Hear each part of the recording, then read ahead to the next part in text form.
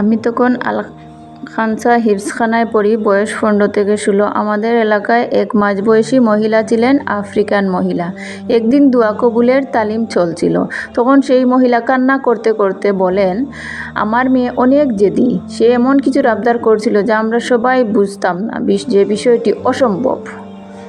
তার বয়স হচ্ছিল, তার জন্য আমাদের বংশীয় ছেলেদের কত প্রস্তাব আসে, কিন্তু সে রাজি হয় না। সে কালো চামড়ার, অনেক লম্বা আর স্বাস্থ্যবতী।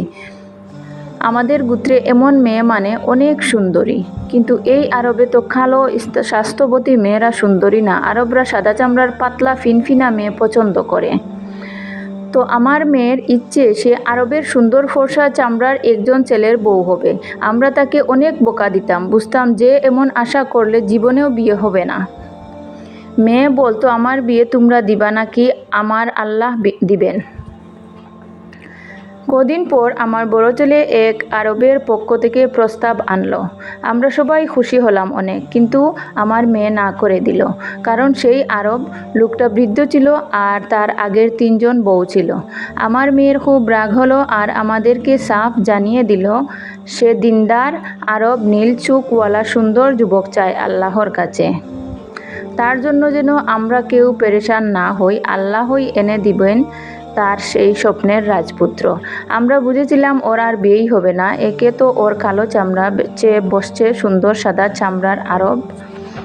আমরা নিচু বংশীয় গরিব মানুষ, আর আরবরা সেই ধনী আর উঁচু বংশীয়। সব না হয় মানলাম, কিন্তু নীল চোখ, এ আবার কোন পাগলামি। আরবদের বেশি থেকে বেশি খয়েরি চোখ হয়, কালো আর খয়েরি। নীল তো ইংলিশদের হয়। আমাদের তখন মনে হচ্ছিল ও আসলে বিয়ে করতেই চায় না, তাই এমন সব আবদার করতেছে। একদিন ওকে অনেক বকা দিয়েছি, গায়েও হাত তুলেছি।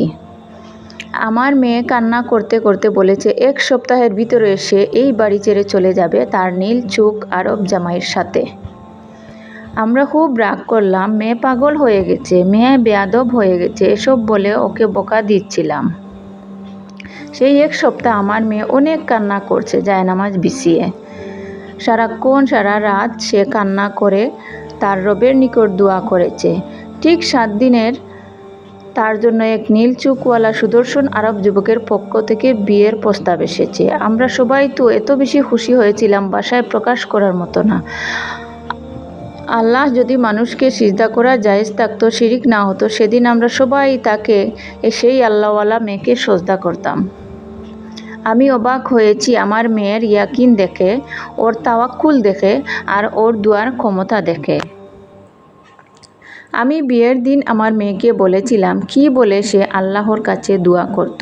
মেয়ে বলল, আমি সারাদিন ইস্তিগফার করতাম আর সারা রাত আমার পছন্দ ব্যক্ত করে দোয়া করতাম, আর আমার ইয়াকিন ছিল আল্লাহর কাছে সবই সম্ভব। আজ 8-10 বছর আমার মেয়ে অনেক সুখেই সংসার করেছে। ওদের বাচ্চাগুলোও অনেক সুন্দর সুন্দর, কেউ সাদা, কেউ কালো, কেউ মাঝামাঝি।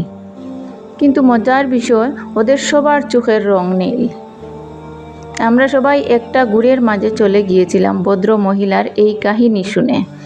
মহিলা প্রচুর কান্না করতে করতে কাহিনী বলেছিলেন, আর আমরা মারাত্মক রকমের ইমোশনাল হয়ে গিয়েছিলাম। রাতের তাহাজ্জুদ আর ইস্তেগফারের কী ক্ষমতা, তা এই 2 সময়ে দোয়া না করে বোঝা যাবে না।